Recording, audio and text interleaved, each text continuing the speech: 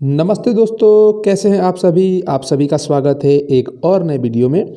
इस वीडियो में हम लोग देखने वाले हैं कक्षा 10 के प्रश्नावली 1.1 के प्रश्नों के हल को। इस प्रश्नावली के प्रश्नों को केवल हम हल को नहीं देखने वाले हैं, हमारा मकसद ये रहेगा कि इस प्रश्नावली में जितने भी प्रश्न दिए हुए हैं, जितने प्रकार के प्रश्न दिए हुए हैं, उन प्रकार के प्रश्नों को हम समझेंगे कि ये प्रश्न कह क्या रहा है और इसे हमें हल किस प्रकार से करना है। तो चलिए सबसे पहले प्रश्न को पढ़ के इसे समझते हैं कि क्या कह रहा है। उसके बाद इसके बनाने के कंसेप्ट को समझेंगे कि किस प्रकार से इसे हम हल करेंगे, इसमें कौन सा कंसेप्ट लगने वाला है। ठीक है, पहला प्रश्न को पढ़ते हैं। प्रश्न क्या है कि निम्नलिखित संख्याओं का अभाज्य गुणनखंडों के गुणनफल के रूप में व्यक्त कीजिए। यहाँ पे कुछ संख्याएं दी गई हैं, इन्हें अभाज्य गुणनखंडों के रूप में व्यक्त करना है हमें। तो सबसे पहले आपको पता होना चाहिए कि अभाज्य गुणनखंडन होता क्या है। तो हमने अभी अंकगणित के आधारभूत पर में पढ़ा कि एक भाज्य संख्या को हम अभाज्य संख्याओं के गुणनफल के रूप में व्यक्त कर सकते हैं। ये चीज़ हमने अंकगणित के आधारभूत पर में पढ़ा, इसी का हमें प्रयोग करना है। तो इसके प्रयोग के लिए आपको पता होना चाहिए कि भाज्य संख्या क्या होती है और अभाज्य संख्या क्या होती है। तो भाज्य संख्याएं वैसी संख्याएं होती है जो एक और स्वयं के अलावा अन्य संख्याओं से विभाजित हो जाती है, और अभाज्य संख्या क्या होती है, वैसी संख्याएं जो एक और स्वयं के अलावा अन्य किसी संख्या से विभाजित नहीं होती है। जैसे कि आपको ये भी साथ में साथ पता होना चाहिए कि 1 से 100 के बीच में कितनी अभाज्य संख्याएं होती हैं। तो 1 से 100 के बीच में 25 अभाज्य संख्याएं होती है, और कौन कौन होती है ये भी आपको पता होना चाहिए। इसी प्रकार से 1 से 20 के बीच में कितनी अभाज्य संख्याएं होती है, तो 1 से 20 के बीच में 8 अभाज्य संख्याएं होती है, ये भी आपको पता होना चाहिए। इस प्रश्न को हम कर लेंगे। इस प्रश्न को करने का हम तरीका सीखेंगे कि किस प्रकार से हम इस प्रश्न को करेंगे, अर्थात इस प्रकार के प्रश्नों को करेंगे। जब भी इस प्रकार के प्रश्न आपको आपके स्कूल टेस्ट में, आपके कोचिंग और ट्यूशन के टेस्ट में या बोर्ड के टेस्ट में आपको इस प्रकार के प्रश्न मिल जाए तो आप कैसे करेंगे। ठीक है, इस चीज़ का हम ध्यान रखेंगे। अब हम देखते हैं कि कौन कौन सी अभाज्य संख्याएं होती है। तो यहाँ पे हम जानते हैं कि 2 एक अभाज्य संख्या है और 2 सबसे छोटी अभाज्य संख्या है, और साथ ही साथ 2 एक सम अभाज्य संख्या है। इसके अलावा जो भी अभाज्य संख्याएं हैं वो सभी विषम अभाज्य संख्याएं होती है। 2 केवल एक सम अभाज्य संख्या होता है और ये सबसे छोटा अभाज्य संख्या होता है। 3 हो गया, 5 हो गया, 7 हो गया, 11 हो गया, 13 हो गया, 17 हो गया, 19 हो गया, इसी प्रकार से 23 हो गया। आगे चलते हैं तो 29 मिलता है, फिर 31 मिलता है, 37 मिलता है, और आगे की संख्याएं मिलते चली जाती है। इन सभी को हम लोग क्या करेंगे, ध्यान में रखेंगे। हम 1 से लेकर 100 तक के बीच की अभाज्य संख्याओं को अगर ध्यान में रख लेते हैं तो इतना कक्षा 10 के लिए हमें काफ़ी है। और जब हम आगे की कक्षाओं में जाएंगे तो अन्य अभाज्य संख्याओं के बारे में भी हम सीख लेंगे। यहाँ हम 100 तक के अंदर संख्याओं को देख लेंगे कि कितनी अभाज्य संख्याएं हैं और कौन कौन सी है, तो इतना काफ़ी है हमारे लिए। चलिए अब इस प्रश्न को करते हैं कि किस प्रकार से इस प्रश्न को करेंगे। पहला प्रश्न हमारा क्या दिया हुआ है कि 144 का हमें अभाज्य गुणनखंड करना है। तो इसको अभाज्य गुणनखंड करने के लिए सबसे पहले इस प्रश्न को हम हल करेंगे। तो इस प्रकार से लिख लेंगे कि प्रश्न नंबर 1 का ये 1 नंबर प्रश्न हमें दिया हुआ है और हमें क्या करना है, अभाज्य गुणनखंड करना है। तो हम भाषा के साथ करते हैं, लिखते चलते हैं और तरीका भी समझते हैं। हम लिखेंगे कि 140 का अभाज्य गुणनखंड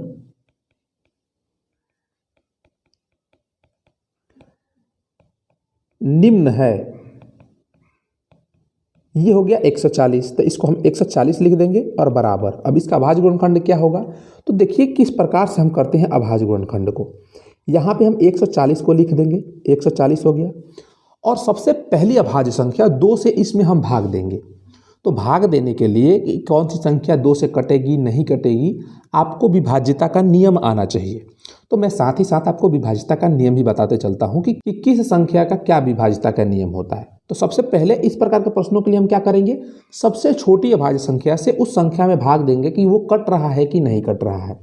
तो 2 से इसको काटेंगे, 2 से काटेंगे तो ये कट जाएगा। क्यों कट जाएगा, क्योंकि मुझे विभाज्यता का नियम पता है कि किसी भी संख्या के इकाई अंक पर, कितनी भी बड़ी संख्या हो और छोटी संख्या हो, उसके इकाई स्थान यदि 0 रहेगा, 2 रहेगा, 4 रहेगा, 6 रहेगा और 8 रहेगा तो वो संख्या 2 से कट जाएगी। तो 2 से इसको काटते हैं तो ये चल जाएगा 70 बार में। 70 के इकाई स्थान पर भी 0 है तो ये भी 2 से कट जाएगा, तो ये 35 बार में कट जाएगा। अब देखिए इसके इकाई स्थान पे 2 नहीं है, ना ही 4 है, ना ही 0 है, ना ही 6 है, ना ही 8 है, तो ये 2 से नहीं कटेगा। फिर हम 3 से जांचेंगे कि ये 3 से कटेगा कि नहीं कटेगा, क्योंकि अभाज्य गुणनखंडों के रूप में व्यक्त करना है और 3 एक अभाज्य संख्या है। तो 3 से जांचते हैं। तो 3 से विभाज्यता का नियम क्या होता है कि जो भी संख्या हमें दी रहेगी उसके सभी अंकों को आपस में जोड़ेंगे, यदि वो 3 से विभाजित हो रहा है तो वो संख्या भी 3 से विभाजित होती है। तो 5 और 3 8 होगा, 8 3 से नहीं कटेगा तो ये संख्या भी 3 से नहीं कटेगी। तो इसके बाद हम किस अभाज्य संख्या से जांच करेंगे? 5 से, क्योंकि हमें अभाज्य गुणनखंड के रूप में व्यक्त करना है। 4 का भी विभाज्यता का नियम होता है, लेकिन 4 का हमें यहाँ पे काम नहीं है, हम 5 का सीखते हैं। 5 का क्या होता है विभाज्यता का नियम कि किसी भी संख्या के इकाई स्थान पे, इकाई स्थान क्या होता है इसमें बच्चे कंफ्यूज करते होंगे, ये होता है इकाई स्थान, दाहिने से पहला अंक जो होगा वो इकाई स्थान होता है। तो 5 से इसको जांच करने के लिए यदि किसी संख्या के इकाई स्थान पे 0 है या 5 है तो वो संख्या 5 से विभाजित हो जाती है। इसमें 5 है तो 5 से ये कट जाएगा, तो 5 7 35 हो जाएगा। अब देखिए, अब ये 7 बचा, तो इसको भी हम जांच करेंगे कि क्या ये 5 से कटेगा। जो भी अंक बच रहा है उसको हम उसी संख्या से जांच करेंगे जिससे इसके पहले कटाए हैं। तो देखिए 5 से 7 तो नहीं कटेगा, क्योंकि 7 एक खुद अभाज्य संख्या है, तो इसको हम 7 से काटेंगे तो 7 एकम 7 हो जाएगा और ये एक बार में कट जाएगा। अब ये जो अभाज्य संख्याएं आई यही अभाज्य गुणनखंड है, इनको गुणा के रूप में हम व्यक्त कर देंगे। तो इसको लिख देंगे 2 गुणे 2 गुणे 5 गुणे 7, ये हो गया 140 का अभाज्य गुणनखंड और ये प्रश्न हमारा हो गया। अब इसको चाहे तो हम इस प्रकार से भी लिख सकते हैं, इस प्रकार से लिख सकते हैं घात के रूप में। 2 कितनी बार है? 2 बार है तो 2 का घात 2 लिख सकते हैं, गुणे 5 कितनी बार है? 1 बार है तो 5 का घात 1 लिख सकते हैं, गुणे 7 एक बार है तो 7 का घात 1 लिख सकते हैं और ये हो गया हमारा आंसर। 2 नंबर का प्रश्न होगा तो 2 नंबर मिल जाएगा, 1 नंबर का प्रश्न होगा तो हमें 1 नंबर मिल जाएगा।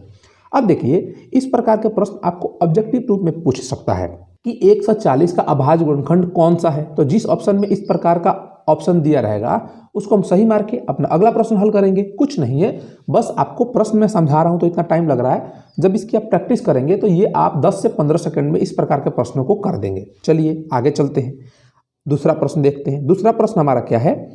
दूसरा प्रश्न है 156। तो हम क्या लिखेंगे? 156 का अभाज्य गुणनखंड निम्न है और 156 का अभाज्य गुणनखंड करेंगे, करते हैं। हमें मुंह से अगर पता है तो हम करते चले जाएंगे, नहीं तो हम क्या करेंगे, रफ कार्य में 156 इस प्रकार से लिखेंगे। और पहला स्टेप, सबसे पहले सबसे छोटी अभाज्य संख्या 2 से हम उसको काटेंगे कि कितनी बार कट रहा है। 2 से काटेंगे तो 2 से ये कट जाएगा, 2 7 14, 2 8 16, ये भी 2 से कट जाएगा 78, 2 3 6, 2 9 18। अब देखिए ये 2 से अब नहीं कटेगा, तो अब किससे कटेगा? अब देखते हैं कि ये 3 से कटेगा क्या? तो 9 3 12, यानी कि ये 3 से कट जाएगा, तो 3 से काटेंगे, 3 एकम 3, 3 के 9। अब ये आ गया 13, 13 3 से कटेगा क्या? 3 1 4 है, ये 13 नहीं कटेगा। तो अब देखेंगे 5 से भी नहीं कटेगा, फिर देखेंगे 7 से भी नहीं कटेगा, फिर देखेंगे कि 11 से कट रहेगा तो 11 से भी नहीं कटेगा। ये 13 एक खुद अभाज्य संख्या है, इसलिए अन्य किसी संख्या से नहीं कटेगा, तो 13 से ये एक बार में चला जाएगा। तो इसका अभाज्य गुणनखंड क्या होगा? 2 गुणे 2 गुणे 3 गुणे 13। आप चाहे तो इसको किस प्रकार से लिख सकते हैं? 2 का घात 2 गुणे 3 गुणे 13, ये इसका अभाज्य गुणनखंड होगा। ठीक है, इतना समझ में आ गया। अब अगले प्रश्न को देखते हैं। देखिए बताइए आप अब इस प्रकार के प्रश्नों को कर सकते हैं कि नहीं कर सकते हैं। अब बड़ी संख्याएं आ रही हैं, ये तो 2 छोटी संख्याएं हो गई 3 अंक की, इससे बड़ी संख्याएं आ रही हैं। बस कुछ नहीं करना है, मैंने जो बताया उस प्रकार से आप करते जाइए। अब इस प्रश्न को कैसे हल करेंगे? हम लिखेंगे अपना 3 नंबर प्रश्न, जितने नंबर में भी दिया रहेगा कि 3825 का कितने का? 3825 का अभाज्य गुणनखंड निम्न है। लिखेंगे, उसके बाद फिर संख्या लिखेंगे और उसका अभाज्य गुणनखंड लिख के हम दिखा देंगे। अभाज्य गुणनखंड निकालने के लिए हम क्या करेंगे? रफ में इसका काम करेंगे। क्या दिया हुआ है? 3825। सबसे पहले 2 से जांच करेंगे कि ये 2 से कट रहा है कि नहीं कट रहा है। तो इकाई स्थान पे ना ही 0 है, ना ही 2 है, ना ही 4 है, ना ही 6 है, ना ही 8 है, तो 2 से नहीं कटेगा। फिर हम 3 से जांच करेंगे। 2 से नहीं कटने का क्या मतलब है कि इस संख्या के अभाज्य गुणनखंड में 2 शामिल नहीं है, यही तो मतलब है। ठीक है, फिर हम 3 से जांच करेंगे, सभी अंकों को जोड़ेंगे। 3 से कटेगा तो ये संख्या 3 से कटेगी, नहीं कटेगा तो नहीं कटेगी। 5 2 7, 7 और 8 कितना हो गया? 15, 15 3 कितना होगा? 18 होगा, अर्थात ये 3 से कटेगा, क्योंकि 18 3 से कट रहा है, तो 3 से काटेंगे। 3 एकम 3, 3 दूना 6, बचा 2, 3 7 21, 3 5 15, ये 3 से कट गया। फिर देखेंगे कि 3 से कटेगा कि नहीं कटेगा। ये 3 और 12 15 हो गया, 15 3 से कट रहा है तो ये भी 3 से कटेगा। 3 से काटेंगे, 3 चौका 12, 3 दूना 6, 3 5 15। फिर इसको देखते हैं कि ये 3 से कटेगा क्या? 4 2 6 5 11, 3 से नहीं कटेगा। फिर 5 से जांच करेंगे, 5 से विभाज्यता का नियम जांच करेंगे तो इकाई स्थान पे 5 है तो 5 से ये कटेगा। 5 8 40 और 5 25, ये इतना बार में कट गया, 85 बार में। अब देखिए फिर से इसे 5 से जांच करेंगे तो ये फिर से 5 से कटेगा, तो 5 एकम 5, 5 7 35, अब ये गया 17 बार में। 17 एक खुद अभाज्य संख्या है, तो और किसी से हम नहीं जांच करेंगे, 17 से सीधे कटा देंगे एक बार में। और ये जो संख्याएं आई हैं ये 3825 का क्या है, अभाज्य गुणनखंड है। तो क्या लिखेंगे, 3 गुणे 3 गुणे 5 गुणे 5 गुणे 17, या इसको लिख सकते हैं 3 का घात 2 गुणे 5 का घात 2 गुणे 17। अब देखिए एक बात ध्यान दीजिए कि यहाँ पे किस प्रकार से प्रश्न पूछे जाते हैं। ऑब्जेक्टिव के रूप में आपसे प्रश्न पूछा जा सकता है कि 3825 में 3 का जो घात है या घातांक है, 3 का घात क्या है, 2 है, तो घात कितना है इसको बताना है। और आपको ऑप्शन दे देगा 2 है, 5 है, 7 है कि 0 है। तो कितना है, 2 है, तो ऑप्शन नंबर ए हमारा सही हो जाएगा। इसी प्रकार से आपसे पूछ लेगा कि इसमें 2 का घात कितना है, तो इसमें तो 2 शामिल ही नहीं है, तो 2 का घात कितना होगा, 0 होगा, क्योंकि 2 का घात 0 1 के बराबर होगा। और इसमें हम 1 से गुणा भी कर दें तो क्या फ़र्क पड़ता है। इसी प्रकार से आपसे पूछ ले कि 7 का कितना घात है, 11 का कितना घात है, 5 का घात कितना है, तो सब हम बता देंगे, कोई दिक्कत है क्या। इस प्रकार से ऑब्जेक्टिव प्रश्न बनते हैं, तो ध्यान में रखेंगे। चलिए अगले प्रश्न को देखते हैं। अगला प्रश्न क्या है, अगला प्रश्न है 5005। 5005 का अभाज्य गुणनखंड हमें निकालना है। ये कितना है, 4 नंबर प्रश्न है। हम लिखेंगे कि 5005 का अभाज्य गुणनखंड निम्न प्रकार से है या निम्न है, और बराबर चिन्ह देंगे, और जो अभाज्य गुणनखंड होगा उसको लिख देंगे हम नीचे। चलिए इसको निकालते हैं। क्या करेंगे, 5005 लिखेंगे और जांच करेंगे। 2 से नहीं कट रहा है। अब देखते ही आपको पता चल जाएगा कि कौन सी संख्या किससे कटेगी कि नहीं कटेगी। 3 से के लिए सभी अंकों को जोड़ेंगे, 5 5 10 होगा, और 2 शून्य है तो 10 ही होगा। 10 3 से नहीं कटेगा, तो ये संख्या भी 3 से नहीं कटेगी। फिर 3 के बाद कौन सा अभाज्य संख्या है, 5 है, तो 5 से जांच करेंगे। तो 5 है तो ये कटेगा, 5 एकम 5, शून्य उतर जाएगा, और 5 एकम 5, ये कट गया। अब देखिए फिर ये 5 से कटेगा कि नहीं कटेगा, फिर से जांच करेंगे, तो 5 से ये नहीं कटेगा, क्योंकि इसके इकाई स्थान पर ना ही 0 है ना ही 5 है, तो 5 से नहीं कटेगा। फिर इसकी जांच हम किससे करेंगे, 7 से करेंगे। तो 7 से इसको हम जब भाग देंगे 1001 को, तो ये क्या होगा, 7 एकम 7, ऊपर से उतरेगा शेषफल 3, ऊपर से उतरेगा 0, 7 चौक 28, 2 और 1, 7 तरीके 21, ये कटेगा 7 से 143 बार में। तो 7 से हम इसको कटा देते हैं कि कितना बार में, 143 बार में। अब फिर देखेंगे कि 143 7 से कटेगा कि नहीं कटेगा। काटते हैं, 7 दूना 14 और 3 बच रहा है, यानी कि ये 7 से नहीं कटेगा। फिर इसके बाद 7 के बाद कौन सी अभाज्य संख्या आती है, 7 के बाद सीधा अभाज्य संख्या आती है 11। तो 11 से इसकी जांच करेंगे। तो 11 का विभाज्यता का नियम क्या होता है कि यदि जो भी संख्या दिया हुआ है, जैसे कि 143 दिया हुआ है, तो इसके अंकों को देखेंगे, सम स्थान के अंक और विषम स्थान के अंक। मतलब पहला स्थान, दूसरा स्थान और तीसरा स्थान, एक क्या है, एक विषम संख्या है, 3 क्या है, एक विषम संख्या है। तो इन स्थानों के अंकों को आपस में हम जोड़ेंगे, तो 3 1 कितना हो गया, 4 हो गया। उसके बाद सम स्थान के अंकों को जोड़ेंगे। सम स्थान इसमें क्या है, 2, तो 2 नंबर पे कौन सा अंक है, 4 है। तो इन संख्याओं का हम घटाव लेंगे। क्या लेंगे, घटाव लेंगे। तो 4 - 4 कितना आएगा, 0 आएगा। हो सकता था कि इन अंकों का योगफल का अंतर कुछ अन्य संख्या भी आती, तो यहाँ पे हम ध्यान ये रखेंगे, यदि अंतर 0 आ रहा है या 11 से कटने वाली संख्या आ रही है, तो वो संख्या भी 11 से कटेगी। अन्यथा अगर कोई दूसरा संख्या आ रहा है तो वो 11 से नहीं कटेगा। ठीक है, यहाँ पे ये 11 से कटेगा, क्योंकि जो अंतर आ रहा है 0 आ रहा है, तो 11 से इसको हम कटाते हैं। 11 से कटाएंगे तो 11 एकम 11, शेषफल 3 और ऊपर से 3, 33, 11 3 33, बचा 13। 13 एक अभाज्य संख्या है, तो ये अन्य किसी से नहीं जाएगा, 13 से ही जाएगा, एक बार में कट जाएगा। इसका अभाज्य गुणनखंड क्या होगा, 5005 का 5 गुणे 7 गुणे 11 गुणे 13। ठीक है, ये हो गया 4 नंबर का आंसर। अब चलिए अगले प्रश्न को देखते हैं कि अगला प्रश्न हमारा क्या है।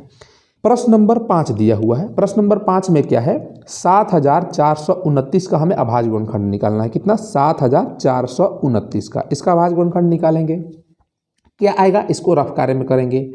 7429। आप चाहें तो इस प्रकार के प्रश्नों को, यदि 2 नंबर में आपसे प्रश्न पूछ रहा है, तो इस काम को आप यहाँ भी लिख सकते हैं, मतलब यहीं पे कर सकते हैं। ऐसे यहाँ पे क्या करेंगे, इस जो 7429 हम लिख रहे हैं, यहाँ पे लिखेंगे इस प्रकार से। हल करके मैं आपको बता दे रहा हूँ कि 7429 का अभाज्य गुणनखंड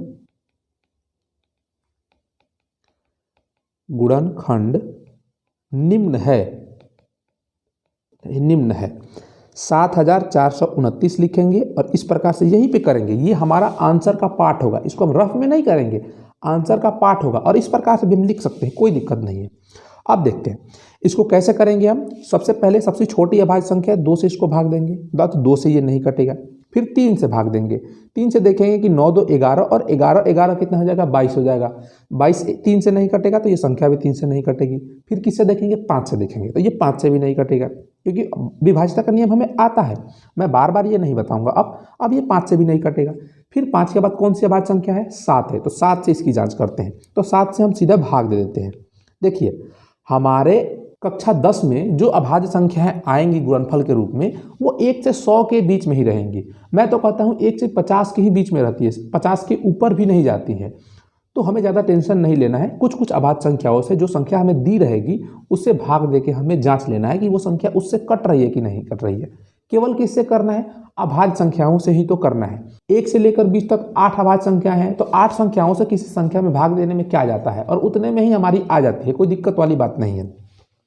चलिए अपने मुद्दे पे आते हैं और इसे हम 7 से भाग देते हैं। 7 एकम 7 कट जाएगा, ऊपर से उतरेगा 4, भाग नहीं लग रहा है तो एक और अंक उतरेगा तो यहाँ पे बैठ जाएगा 0।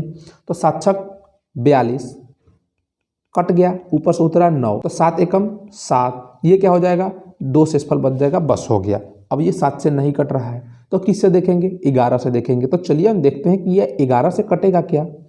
11 से लिए क्या करना पड़ेगा, सम स्थान के अंकों को और विषम स्थान के अंकों को जोड़ना पड़ेगा। विषम स्थान के अंक क्या हैं, ये है 9 और ये है 4। विषम स्थान के अंक 9 4 कितना हो गया 13 हो गया, 13 और ये हो गए सम स्थान के अंक 7 2 9। तो 13 माइनस 9 करेंगे तो कितना आएगा 4 आएगा।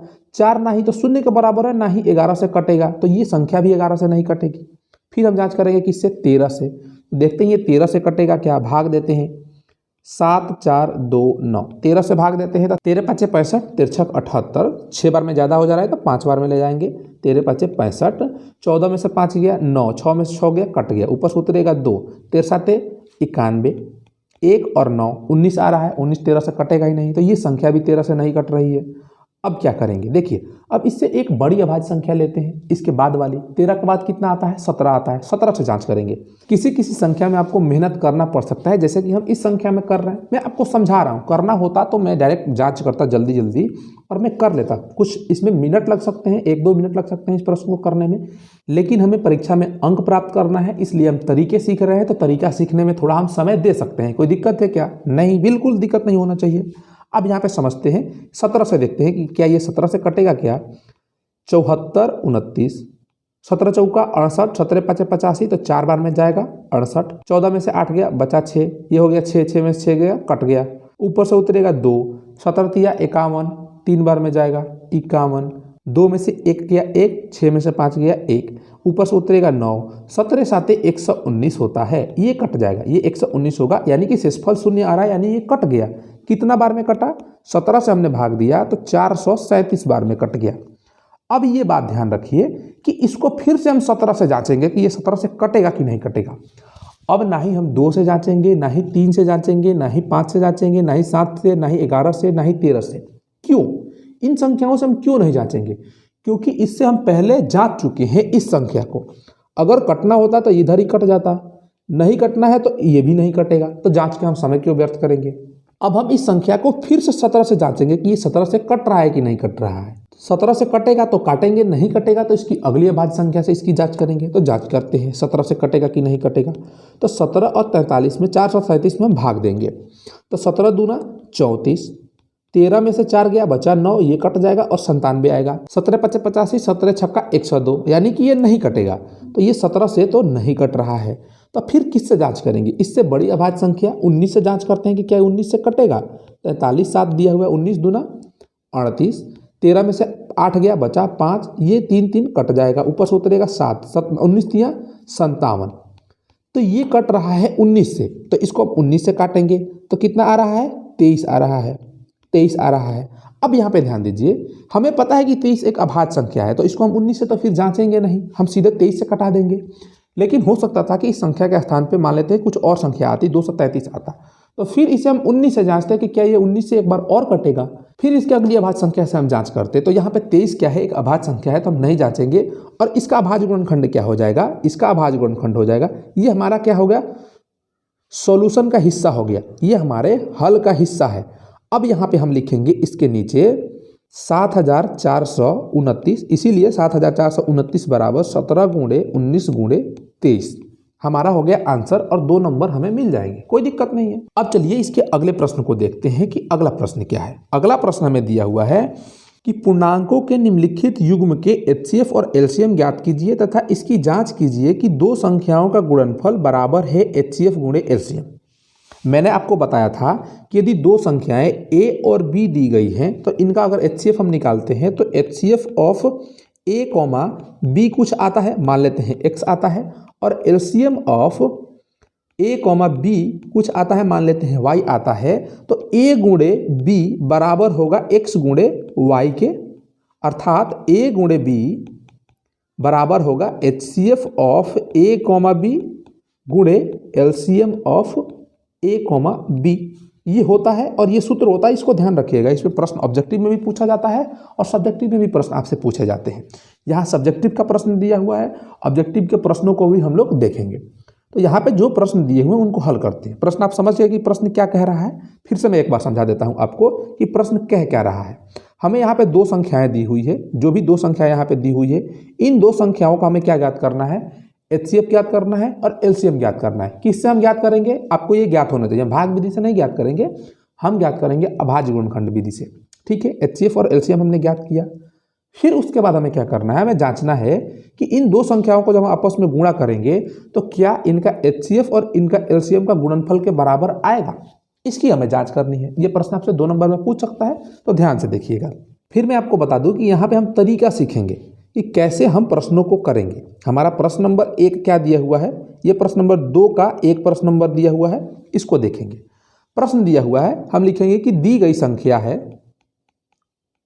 दी गई संख्या है, कौन कौन सी संख्या है, दी गई संख्या एक 26 है और एक 29 है। तो 26 का अभाज्य गुणनखंड क्या होगा, या हम लिख सकते हैं ऐसे कि दी गई संख्या का अभाज्य गुणनखंड है, क्या है, नीचे लिख के ऐसा लिख देंगे, या अपने मन से अपने शब्दों में जो आप लिख सकते हैं उसको लिखिए। सही तरीके से लिखना है, कुछ अनर्गल बातें नहीं लिखनी है। आपको जो शब्द सूझता है उसको लिखिए कि वहां पे वो सूट करे कि हाँ ये ऐसा पढ़ने में अच्छा लग रहा है हमें। ठीक है, हमने लिखा कि दी गई संख्या है, इतना है, और इनका हम अभाज्य गुणनखंड नीचे लिखेंगे। 26 का अभाज्य गुणनखंड 2 गुणे 13, 13 दूना 26 होता है। फिर लिखेंगे 91, 91 का अभाज्य गुणनखंड क्या होगा, 7 गुणे 13, 13 7 91 होता है, हमने लिख दिया। अब हम लिखेंगे यहाँ पे नीचे कि एचसीएफ ऑफ 26, 91, सॉरी यहाँ पे क्या होगा 91 होगा, बराबर कितना हो जाएगा। एचसीएफ में क्या लेते हैं, जो संख्या कॉमन होती है वो एचसीएफ होता है, तो 13 कॉमन है केवल, तो 13 हो गया इसका एचसीएफ। फिर लिखेंगे और एलसीएम ऑफ 26, 91 क्या हो जाएगा, जो कॉमन होता है वो और जो कॉमन नहीं होता है वो। 13 कॉमन है तो 13 गुणे, ऊपर वाले में 2 कॉमन नहीं है तो 2, और नीचे वाले में 7 कॉमन नहीं है तो 7। अब इनको गुणा करके देखते हैं कि कितना आता है। 2 7 14 और 13, 14 दहाक का 140 और 42 कितना होगा, 182 होगा, और इसका आंसर ये आ गया। एचसीएफ कितना आया, 13 आया, एलसीएम कितना आया, 182 आ गया। हमारा सवाल यहीं पे खत्म नहीं होता है, अभी हमें कुछ करना है। क्या करना है, हमें ये जांच करना है कि इन 2 संख्याओं का जो गुणनफल है, अर्थात 2 संख्याओं का यहाँ पे लिखा हुआ है कि 2 संख्याओं का गुणनफल, अर्थात किसका किसका गुणनफल, 26 गुणे 91 का गुणनफल कितना आएगा, इसकी हम कर लेते हैं इसका गुणा। 91 से 26 में गुणा करेंगे तो 6 9 छक्के 54, 2 और 9 दूना 18। रफ में हम गुणा कर लेंगे, कोई दिक्कत नहीं है। आपका जितना फास्ट कैलकुलेशन स्पीड होगा उतना अच्छी बात है, लेकिन हम सभी को लेकर चल रहे हैं तो गुणा करके दिखा भी देते हैं। 6 6 5 8 13 और 1 1 2, 23 66 आ गया। कितना आ गया, 2366 आ गया। इन 2 संख्याओं का गुणनफल हम यहाँ पे लिख देंगे। यहाँ पे इसको थोड़ा सा नीचे करते हैं और यहाँ पे हम लिख देंगे, क्या लिखेंगे, 2 संख्याओं का गुणनफल, दी गई दोनों संख्याओं का गुणनफल, दी गई दोनों संख्याओं का गुणनफल क्या है, 2366। अब हम यहाँ पे लिखेंगे एचसीएफ गुणे एलसीएम। एचसीएफ गुणे एलसीएम कितना होगा, 13 गुणे 182। अब इसका गुणा करेंगे, 13 दूना 26 के 6, हाथ में 2, 13 बटे 104 और 2 106, हाथ में कितना बचेगा 10, 13 कम 13 और 10 कितना हो जाएगा, 23 हो जाएगा। अर्थात यहाँ पे 2 संख्याओं का गुणनफल, मतलब यहाँ पे हमने जो चीज़ पढ़ी थी कि a गुणे b बराबर एचसीएफ गुणे एलसीएम, ये क्या आ रहा है, बराबर आ रहा है, अर्थात हमने जो किया है वो सत्य है। और यहाँ पे हम चाहें तो जांच भी लिख सकते हैं कि जांच और उसके बाद ये प्रक्रिया। ठीक है, अब अगले अंकों के लिए इस चीज़ को देखते हैं। कितना दिया हुआ है अगला अंक, 510 और 92 दिया हुआ है। इस चीज़ को हम देखते हैं, अगले प्रश्न पे चलते हैं। प्रश्न नंबर 2 हमारा हो गया 510 और कितना दिया हुआ है हमें, 92 दिया हुआ है। तो इनका हम अभाज्य गुणनखंड सबसे पहले निकालेंगे। 510 का अभाज्य गुणनखंड क्या होगा और 92 का अभाज्य गुणनखंड क्या होगा, इसको हम रफ में कर लेते हैं ऐसे। 510 का 2 से जाएगा 2 दूनी के 4, 2 5 10, 2 5 10, 3 से जाएगा क्या 7 5 12, 3 से चला जाएगा 3 8 24, 3 5 15, 3 से जाएगा क्या, नहीं जाएगा। 5 से देखते हैं 17 5 85, 17 एक अभाज्य संख्या है तो 17 एकम 17, इसका अभाज्य गुणनखंड क्या हो जाएगा 2 गुणे 3 गुणे 5 गुणे 17। 92 का क्या हो जाएगा, इसको भी हम कर लेंगे अगर नहीं पता है तो। 92 का 2 से जाएगा 2 चौका 8, 2 छक्के 12, 2 से जाएगा 2 दूनी के 4, 2 3 6, 2 गुणे 2 गुणे 23 हो जाएगा इस संख्या का अभाज्य गुणनखंड। ठीक है, हो गया। अब इन दो संख्याओं का हमें क्या ज्ञात करना है, HCF ज्ञात करना है। तो हम क्या लिखेंगे, HCF ऑफ 510, 92 बराबर कितना हो जाएगा, जो कॉमन होगा, 2 ही कॉमन है इन दोनों में तो 2 हो जाएगा। एलसीएम क्या हो जाएगा इन दो संख्याओं का, 510, 92 का, जो कॉमन है वो लिखेंगे, जो कॉमन नहीं वो भी लिखेंगे। तो 2 गुणे 3 गुणे 5 गुणे 17 गुणे 2 गुणे का 23। अब इसको हम हल करेंगे, इनको गुणा करते हैं तो कितना आ जाएगा, 2 3 6, 6 5 30 गुणे 17 दूना 34 और गुणे 23। इसको हम लोग क्या करते हैं, गुणा करते हैं। इसको हम गुणा करेंगे तो ये कितना हो जाएगा, 23 3 69, तो 690 हो जाएगा। अब गुणे 34 में हम गुणा करेंगे तो इसको रफ में गुणा कर लेते हैं। 69 और 34 का 9 चौका 36 का 6, हाथ में 3, 24 3 कितना हो जाएगा, 27 हो जाएगा। 29 27 के साथ हाथ में 2, 18 और 2 20 हो जाएगा। 6 7 2 14 का 4, हाथ में 1 2 1 3 और 2, 23 46 क्या आ जाएगा, इसका आंसर आ जाएगा 23 46। और साथ ही साथ हमारा एक जीरो छूट रहा है तो हम यहाँ पे क्या करेंगे, जीरो भी लिख लेंगे। 23 46 जीरो, यानी कि 23,460 हमारा आ गया इसका एलसीएम। अब क्या करना है, हमें इसकी जांच करनी है। क्या जांच करना है कि क्या इन दो संख्याओं का जो गुणनफल है, अर्थात 510 गुणे जो 92 है, ये कितना है, और इन दो संख्याओं का एचसीएफ और एलसीएम का गुणा करेंगे, ये इसके बराबर है कि नहीं है। तो हम यहाँ पे लिखेंगे तो लिख सकते हैं कि दिए गए दोनों संख्याओं का गुणनफल क्या है, 510 गुणे 92, अर्थात जब इसकी गुणा करेंगे तो क्या आएगा, हम 92 में क्या करते हैं, 51 से गुणा करते हैं। ये सब काम हम रफ में करेंगे, मैं यहाँ पे आपको समझा रहा हूँ। तो 2 एकम 2 और 9 एकम 9, 5 दूना 10 के जीरो, हाथ में 1, 9 5 45, एक कितना आ जाएगा, 46 आ जाएगा। और एक हमारा जीरो है तो 2 इधर जीरो बिठा देते हैं, 9 6 4, या अर्थात कितना आ गया, 46,920 आ गया। कितना आया, 46,920 आ गया इन दो संख्याओं का गुणनफल। अब यहाँ पे हम लिखेंगे कि तथा HCF ऑफ 510, 92 और क्या गुणा इसका LCM ऑफ 510, 92, ये कितना आएगा, HCF कितना है 2 है और LCM कितना है 23,460 दिया हुआ है। इसकी गुणा करते हैं हम, कितना आएगा, गुणा करेंगे तो 0, 6 दूना 12 का 2, हाथ में 1, 8 1 9, 3 दूना 6, 2 दूनी के 4, अर्थात 46,920 ये भी आ रहा है।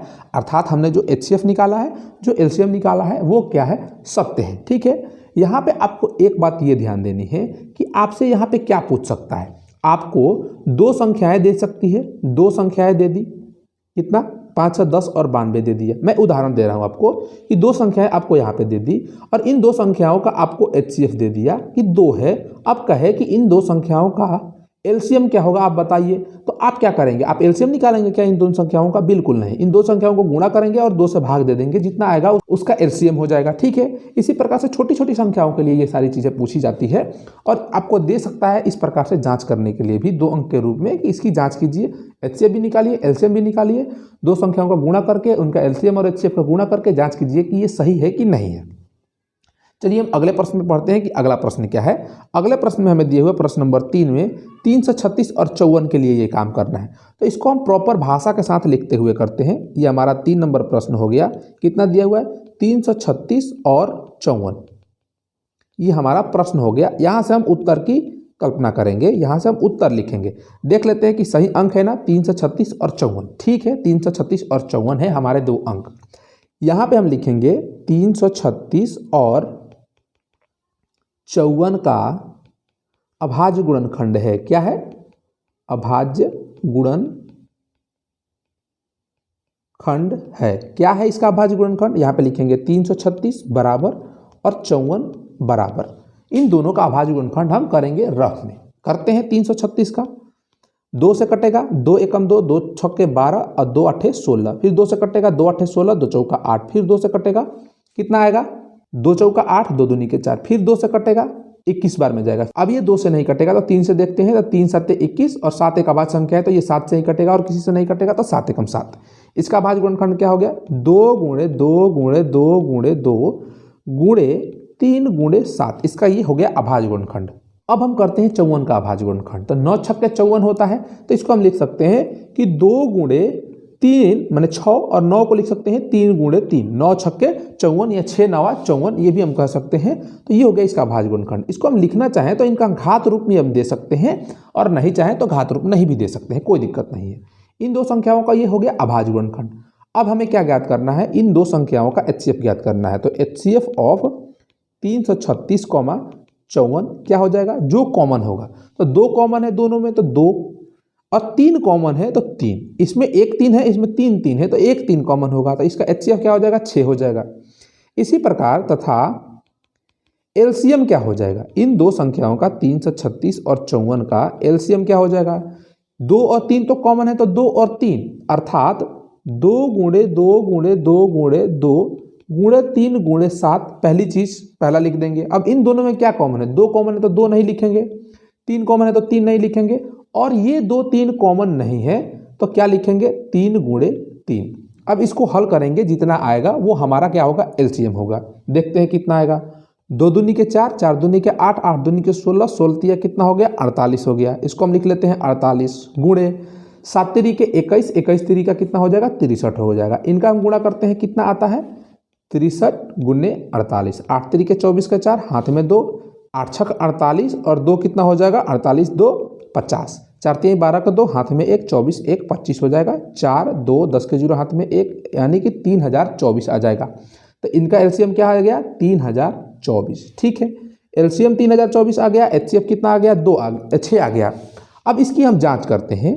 जांच में हम क्या लिखेंगे कि दी गई संख्याओं का गुणनफल, अर्थात दिए गए दोनों संख्याओं का गुणनफल क्या होगा? दोनों संख्याओं का गुणनफल, अगर इनका हम गुणनफल निकालें तो क्या हो जाएगा? 336 गुणे 54। इसको हम रफ कार्य में यहाँ पे कर लेते हैं। 336 गुणे 54 कितना आता है? 6 चौका 24 का 4, हाथ में 2। ठीक है, 4 3 12 2, 14 का 4, हाथ में 1, 12 1 13, 6 5 31 के 0, हाथ में 3, 15 3 18 के 8, हाथ में 1, 5 3 15 1 16। कितना आ रहा है? 4 4 11 के 1, हाथ में 1, 6 2 8 और 1। कितना आ रहा है? ये 18,144 आ रहा है इन दो संख्याओं का गुणनफल। ठीक है, इसके बाद यहाँ पे हम लिखेंगे, नीचे यहीं पे हम लिख लेते हैं HCF ऑफ 336 54 गुणे, यहाँ पे हम चाहे तो लिख सकते हैं तथा इतना गुणे LCM ऑफ 336 54 बराबर कितना होगा? 6 गुणे 3024। इनकी गुणा करते हैं, कितना आता है? 6 चौका 24 के 4, हाथ में 2, 6 दूना 12 2 14 का 4, हाथ में 1। तो ये 0 से गुणा करेंगे तो 1 हो जाएगा, और 36 के 18 अर्थात 18,044 ये भी आ रहा है। इसका मतलब जो हमने HCF और LCM निकाला है वो सही है, और इसकी हमने जांच कर दी कि दो संख्याओं का गुणनफल उनके HCF और LCM के गुणनफल के बराबर होता है। उम्मीद है ये प्रश्न नंबर 2 जो हमें दिया हुआ है यहाँ पे, ये इनके सभी प्रश्न आपको समझ में आए। मैंने सभी प्रश्नों को आपको हल करके भी दिखाया और ये भी बताया कि इन प्रश्नों को हमें किस प्रकार से हल करना है, हमारा तरीका क्या होगा, या किस प्रकार से आपसे प्रश्न पूछे जा सकते हैं एग्जाम में, ऑब्जेक्टिव के रूप में और सब्जेक्टिव के रूप में। चलिए हम अगले प्रश्न को देखते हैं। अगला प्रश्न नंबर कितना है? प्रश्न नंबर 3 दिया हुआ है। इस प्रश्न को पढ़ के समझते हैं कि प्रश्न कह क्या रहा है, उसके बाद इस प्रश्न को हम लोग क्या करेंगे? हल करेंगे। प्रश्न है, अभाज्य गुणनखंडन विधि द्वारा निम्नलिखित पूर्णांकों के HCF तथा LCM ज्ञात कीजिए। HCF और LCM हमें ज्ञात करना है। किनके ज्ञात करना है? यहाँ पे कुछ प्रश्न दिए हुए हैं इनके। यहाँ पे देखें, अगर तो हमें 3 संख्याएं दे दी गई है और इन 3 संख्याओं का अभाज्य गुणनखंड विधि से LCM और HCF ज्ञात करना है। इस चीज़ को जब हमने थ्योरी पढ़ा था तो वहाँ पे हमने सीखा था कि अंकगणित के आधारभूत परिमेय से किस प्रकार से हम दो या दो से अधिक संख्याओं का अभाज्य गुणनखंड विधि से एलसीएम और एचसीएफ निकालते हैं। तो इस प्रश्न को करने में हमें कोई दिक्कत नहीं होनी चाहिए। बस आपको ये ध्यान देना है कि जब भी ये प्रश्न आपसे एग्जाम में पूछे तो किस प्रकार से हमें लिखना है भाषा के साथ। तो चलिए इस प्रश्न को हम हल करना शुरू करते हैं। हम क्या लिखेंगे, पहले प्रश्न को हल करते हैं। ये 3 नंबर का पहला प्रश्न है, 3 नंबर का पहला प्रश्न है और इसको हम हल करते हैं। यहाँ पे दी गई संख्याओं का क्या हम लिखेंगे, अभाज्य गुणनखंड है, या हम लिखेंगे कि 12, 15 और 24 नहीं 21 का अभाज्य गुणनखंड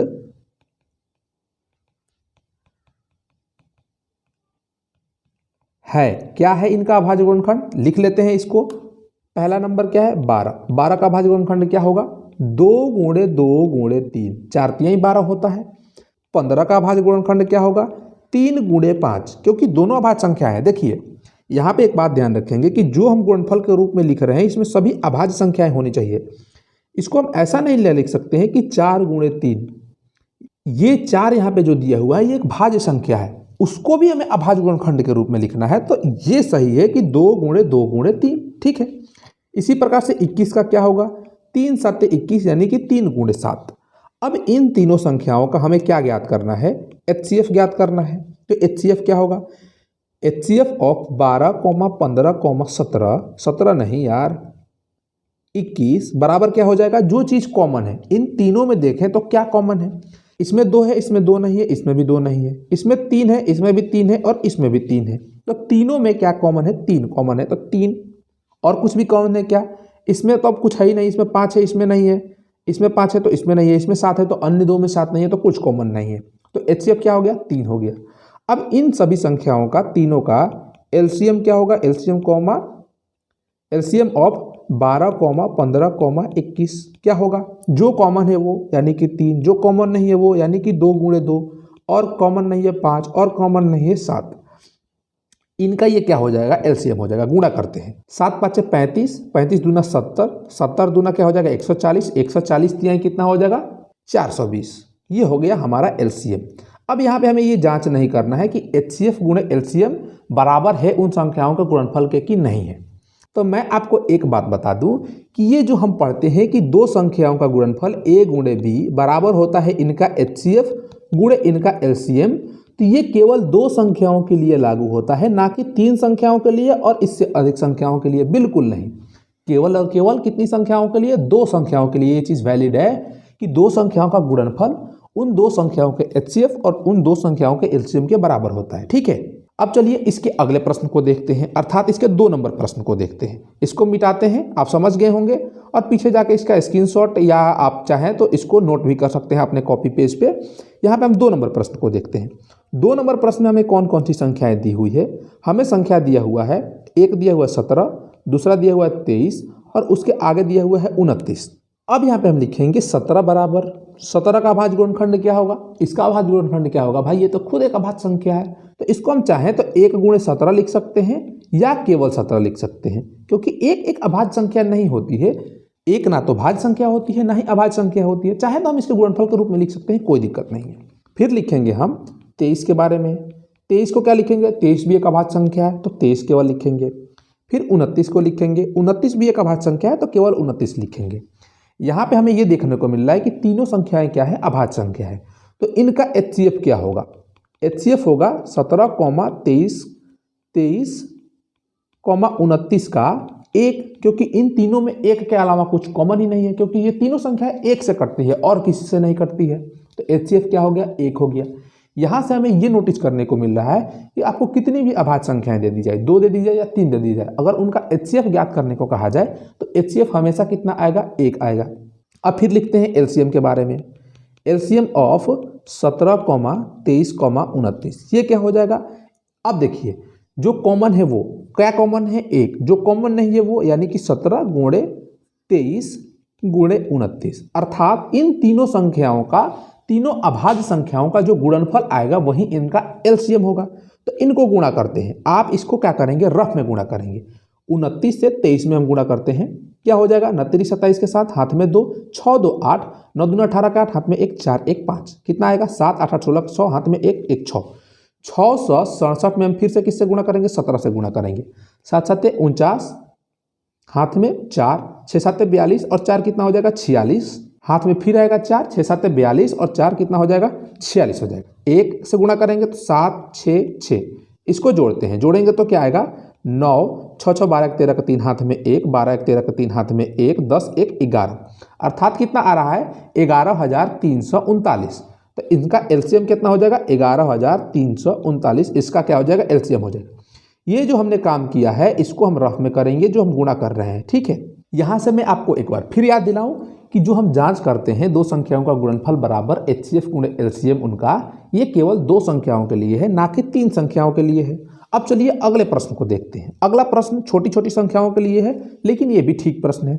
यहाँ पे हम क्या लिखेंगे, इसको मिटाते हैं और इसको मिटाने के बाद फिर से हम लिखेंगे कि दी गई संख्याओं का अभाज्य गुणनखंड निम्न है या इसका और इसका अभाज्य गुणनखंड क्या है, ये है नीचे दिया हुआ है। 8, 9 और 25 का अभाज्य गुणनखंड है। क्या है 8 का अभाज्य गुणनखंड, 2 गुणे 2 गुणे 2, 9 का अभाज्य गुणनखंड 3 गुणे 3 और 25 का अभाज्य गुणनखंड 5 गुणे 5। ये हो गया अभाज्य गुणनखंड। अब लिखेंगे HCF ऑफ 8, 9, 25। इनका HCF क्या होगा, जो कॉमन होगा। तो यहाँ पे हम देखेंगे कि तीनों संख्याएं क्या है, भाज्य संख्याएं हैं, क्योंकि ये एक और स्वयं के अलावा 2 से कट रही है, ये 3 से कट रहा है, ये 5 से कट रहा है, अर्थात ये भाज्य संख्याएं हैं। और इन भाज्य संख्याओं में भी कुछ कॉमन नहीं है, एक के अलावा कुछ कॉमन नहीं है, तो इनका HCF कितना होगा, 1 होगा। अब एलसीएम की बात करते हैं। एलसीएम ऑफ 8, 9, 25 ये क्या होगा, ये बराबर होगा बराबर किसके, जो कॉमन है उसके। कॉमन क्या है 1, और जो कॉमन नहीं है उसके, यानी कि 2 गुणे 2 गुणे 2 गुणे 3 गुणे 3 गुणे 5 गुणे 5 के बराबर। 8 गुणे 9 गुणे 25 आएगा। 25 8 कितना हो जाएगा, 200 हो जाएगा। 200 गुणे 9 कितना हो जाएगा, 9 दूना 18, अर्थात 1800 हो जाएगा। ये हो गया इसका HCF और LCM। यहाँ से हमें क्या सीख मिलती है, यदि आपको भाज्य संख्याएं दे दी गई है और उनका HCF और LCM पूछ रहा है और उन संख्याओं में कुछ भी कॉमन नहीं है, अर्थात एक ऐसी संख्या जो उन सभी को काट दे, जैसे कि एक ऐसी संख्या जो उन सभी संख्याओं को काट दे, जैसे कि मान लेते हैं कि 2 हो सकता है कि 2 से तीनों संख्याओं में भाग लग जाए। अगर उस प्रकार की स्थिति ना हो तो उसका HCF क्या होगा, 1 होगा, और उनका LCM क्या होगा, उन सभी संख्याओं का गुणनफल होगा। तो उम्मीद है ये प्रश्न आपको समझ में आया हो। चलिए हम अगले प्रश्न की तरफ बढ़ते हैं। अगला प्रश्न क्या दिया हुआ है, इसको पढ़ के समझते हैं पहले। HCF ऑफ 306 और 657 9 दिया है, और LCM ऑफ 306 और 657 ज्ञात करना है हमें। अब देखिए यहाँ पे क्या आ गया, मैं कहा था कि इस प्रकार के प्रश्न आपको मिलते हैं। दो संख्याएं क्या दी हुई है, दो संख्याएं 306 और 600 कितना दिया हुआ है, 57 दिया हुआ है, और इनका हमें क्या दिया हुआ है, HCF दिया हुआ है। HCF ऑफ 306, 657 क्या दिया हुआ है, 9 के बराबर दिया हुआ है, और हमसे क्या पूछ रहा है कि एलसीएम क्या होगा इन दो संख्याओं का। तो हमने क्या पढ़ा है, इसको अगर हम A मान लें, इसको B मान लें, तो हमने पढ़ा है कि दो संख्याओं का गुणनफल A गुणे B बराबर होगा इनका HCF और गुणे इनका LCM। तो यहाँ से हमें क्या ज्ञात करना है, LCM ज्ञात करना है। तो हम लिख सकते हैं कि LCM बराबर A गुणे B बटा HCF, ये हम काम कर सकते हैं। तो एलसीएम ज्ञात करना है, तो यहाँ पे क्या होगा, A क्या है हमारा 306 है, और B क्या है हमारा 657 है, और इनका HCF कितना है 9 है। अब इसको हल कर देंगे, जो संख्या आएगी वो इनका क्या आएगा, एलसीएम आ जाएगा। हल करते हैं, 9 से देखते हैं कि ये कौन सा ऊपर वाला संख्या कटेगा। इसको हम कटाते हैं 9 से, क्या ये 9 से डायरेक्ट कट जाएगा। देखिए 9 से विभाज्यता का नियम जान लीजिए कि अगर जो संख्या दी हुई है उसके अंकों को हम लोग जोड़ेंगे, और जोड़ने के बाद यदि वो 9 से विभाजित हो रहा है तो वो 9 से कट जाएगा। अगर आप चाहें तो इसे 3 से भी काट सकते हैं, कोई दिक्कत नहीं है। सबसे आसान होगा कि 3 से काटते चलिए, लेकिन हमें दिख रहा है कि इस संख्या के अंकों का योग 9 है और ये 9 से कट जाएगा, अर्थात ये भी 9 से कट जाएगा। तो 9 3 27 और 9 4 36, यानी कि 34 बार में ये कट जाएगा। अब क्या बचेगा, 34 गुणे 657। अब इसका गुणा कर दीजिए, जो आएगा वो एलसीएम आएगा। गुणा कर लेते हैं रफ में, 657 गुणे 34 करते हैं। 7 चौक 28 के 8, हाथ में 2, 20 2 22 के 2, हाथ में 2, 6 चौक 24 और 2 26, 17 के 21 के 1, हाथ में 2, 5 15, 2 17 के 7, हाथ में 1, 18 1 19, 8 3, 6 6 12 13 के 3, हाथ में 1, 10 2 12 के 2, हाथ में 1 1 2, अर्थात 22,338 आएगा। इसका क्या आएगा, एलसीएम आएगा। तो उम्मीद है ये प्रश्न आपको समझ में आया। इस वीडियो में बस इतना है। इसके आगे के प्रश्न नंबर 5, प्रश्न नंबर 6 और आगे प्रश्न दिया हुआ प्रश्न नंबर 7, इन प्रश्नों को हम क्या करेंगे अगले वीडियो में देखेंगे। तो यदि यहाँ तक आप वीडियो देखते हुए आ चुके हैं और आपको अच्छा लगा हो, जो चीज़ें मैंने पढ़ाई, जो चीज़ें हमने समझाई, जिन प्रश्नों को हमने हल करके देखा, यदि ये सारी चीज़ें अगर आपको अच्छी लगी है, अगर अभी तक आपने चैनल को सब्सक्राइब नहीं किया है तो चैनल को सब्सक्राइब कर दीजिए, वीडियो को लाइक कर दीजिए। अगर चीज़ें आपको समझ में नहीं आई तो फिर से देखने का प्रयास कीजिए, या आपको लगा कि नहीं यार मुझे समझ में ही नहीं आया आपका पढ़ाने का तरीका, तो डिसलाइक करके बताइए कि इसमें और सुधार किया जा सकता है। इस चीज़ को आप कमेंट करके भी बताइएगा, और चाहे तो मुझसे डायरेक्ट पर्सनल कांटेक्ट करने के लिए व्हाट्सएप नंबर आपको डिस्क्रिप्शन में मिल जाएगा, तो वहाँ से भी मुझसे आप बातें कर सकते हैं। आपका जो प्रश्न होगा उसको भी लिख के भेज सकते हैं, जो आपकी दिक्कत होगी उसको भी लिख के भेज सकते हैं। तो चलिए इस वीडियो में बस इतना ही, फिर मिलते हैं हम अगले वीडियो में। तब तक के लिए पढ़ते रहिए, मजे करते रहिए। जय हिंद।